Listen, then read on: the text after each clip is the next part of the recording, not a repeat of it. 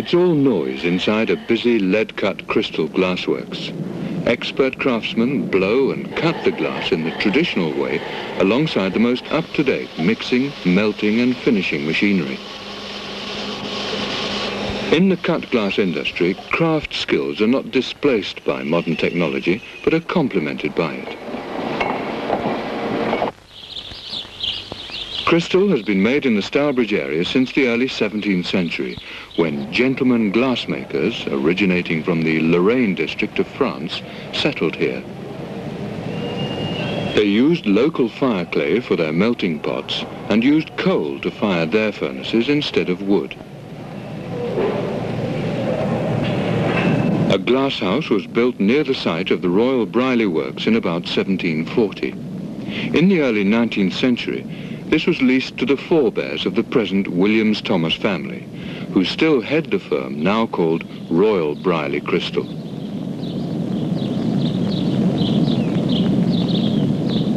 Glasshouse cones over the furnaces were once a familiar feature of the Stourbridge landscape, but modern glass furnace technology has made the cone obsolete.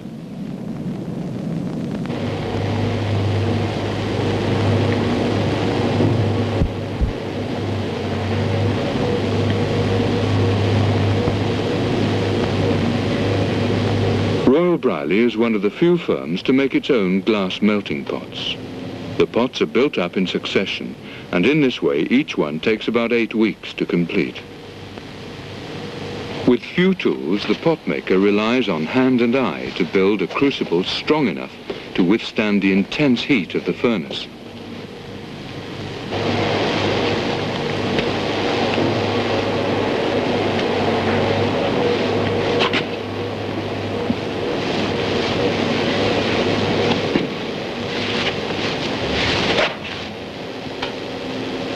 The humid atmosphere of the pot room allows the pots to dry out slowly.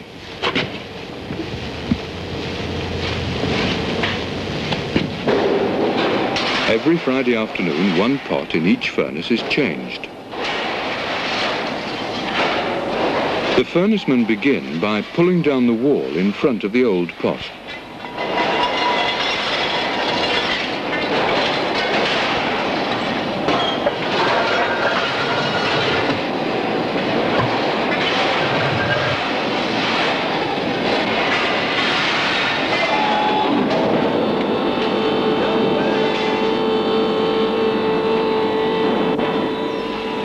When the old pot has been removed, the sound of a trolley heralds the arrival of the new pot for the glass house.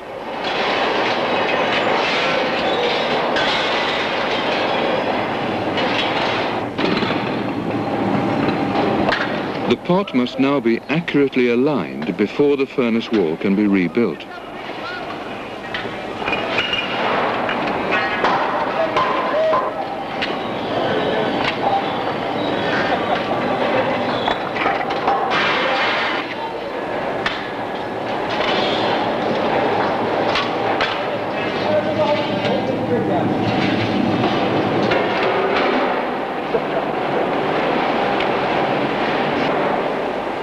Each day, when the glass blowers have finished work, the molten glass remaining in the pots is ladled out, ready for recharging with fresh raw materials.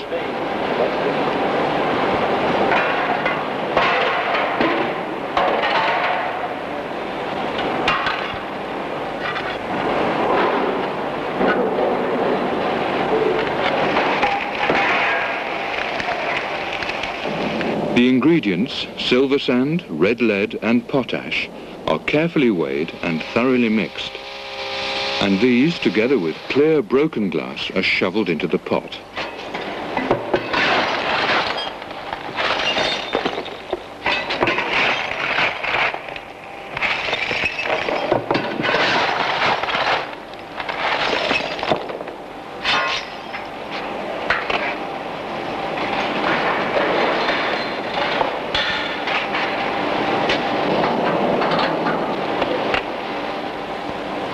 "36 hours later, the glass is ready for the glass blowers, whose day begins at 6 in the morning. Different articles are blown in different areas of the large glass house.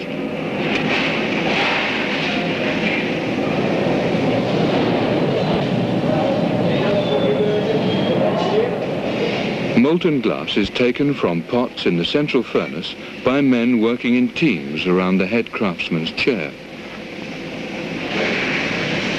To make a large wine glass, the blower collects molten glass from within a floating ring inside the pot and takes it to a bench where he rolls it.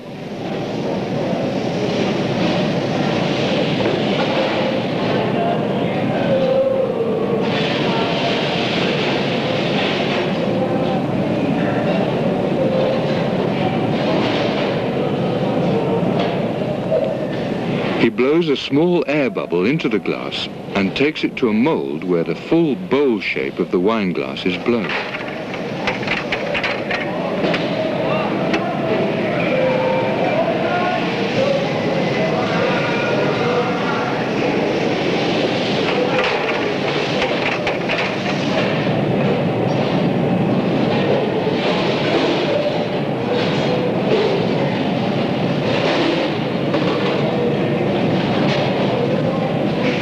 The senior craftsman's chair is like a lathe, not a mechanical one, which would throw the glass out of shape, but a human one. His fingers give the rotary motion needed to make and preserve the exact shape wanted.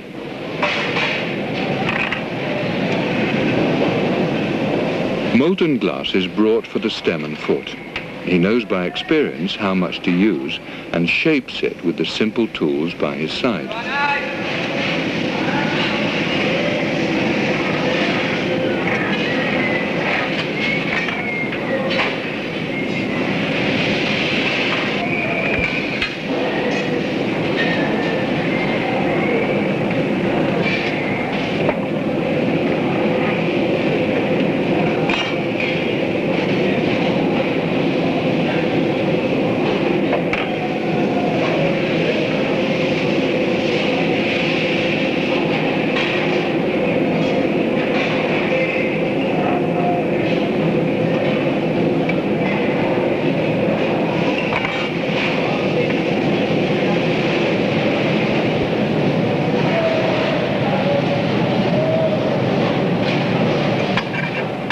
The completed wine glass is knocked off the iron blowpipe and taken to be cooled. Larger objects, like decanters, are partly shaped at the glass blower's chair and fully blown in a mould.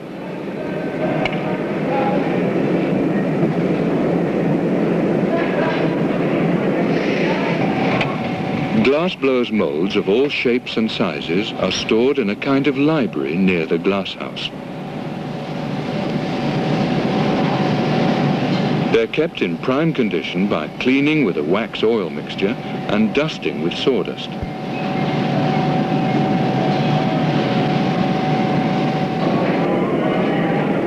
Ashtrays and some rose bowls are fully hand-blown and shaped without moulds.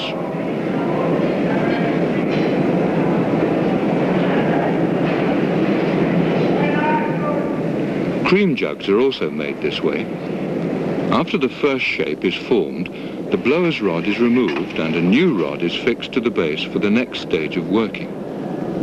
But the jug must first be reheated.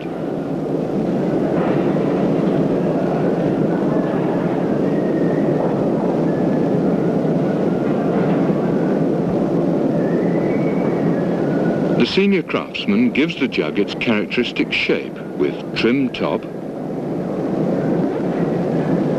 spout,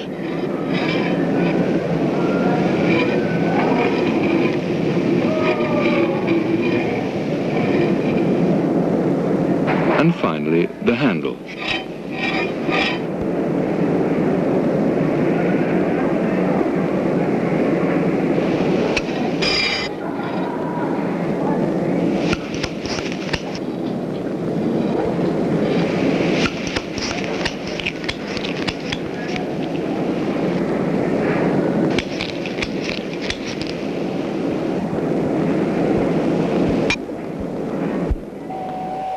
Each piece of crystal glass is cooled gently as it passes slowly through an annealing oven. This stops it becoming brittle. Then each piece is checked for quality.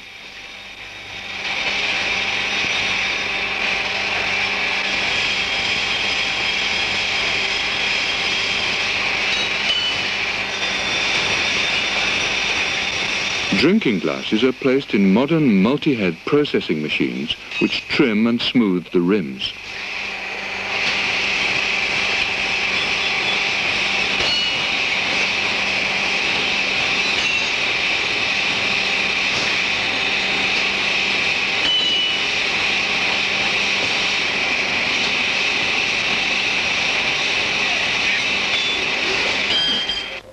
Before the pattern can be cut, guidelines for the design must be drawn.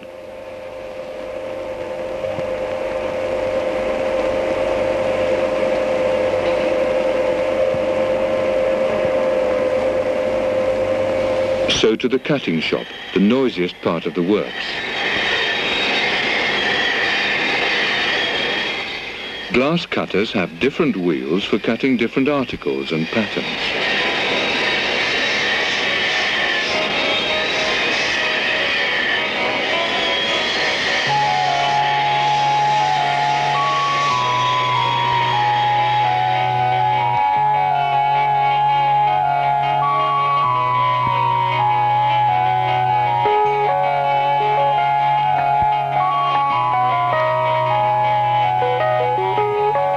The cutter often has to sharpen his wheel to ensure a clean cutting edge.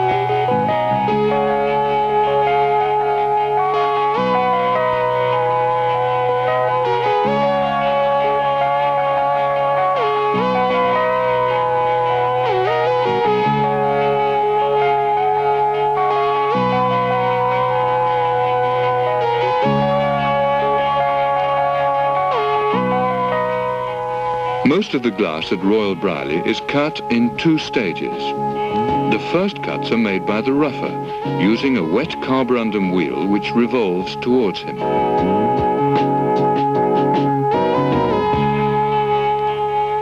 The smoother polishes and completes the rough cut design. His wheel revolves away from him.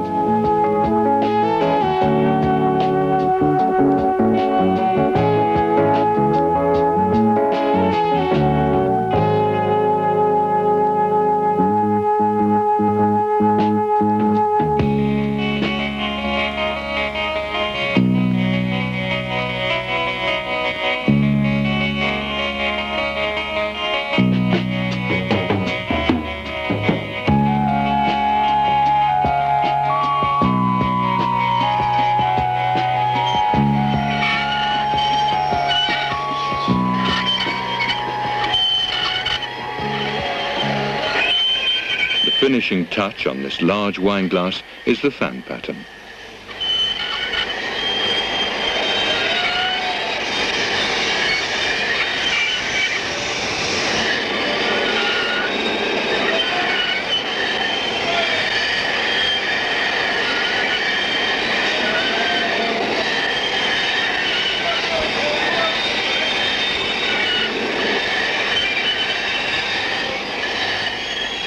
Seen in close-up, the roughed glass looks white and the points don't meet exactly. On the smoothed glass, the points meet and the lines are crisper.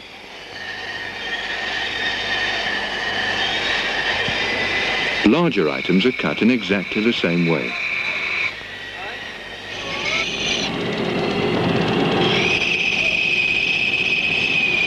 Flowing designs are made by intaglio cutters who do the entire operation on one wheel, while copper wheel engraving is used for special commemorative wear.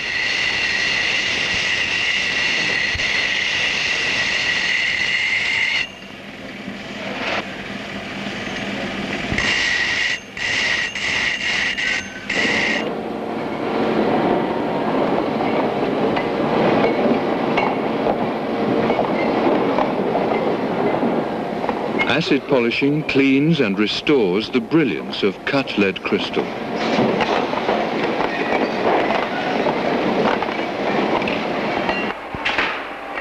After a few minutes, they're washed, unloaded and dried by hand.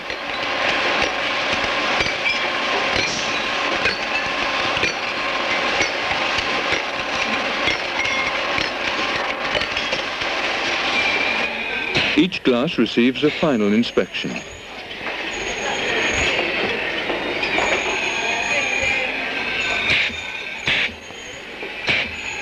The glass is labelled and is given the special Royal Brierley mark before being wrapped and boxed.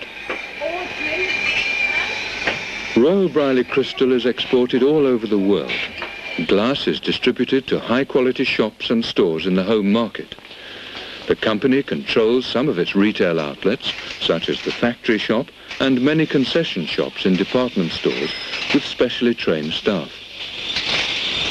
The weight of full lead crystal and the brilliance of the crisp-edged patterns distinguish real handmade cut crystal from the dull pressed imitation.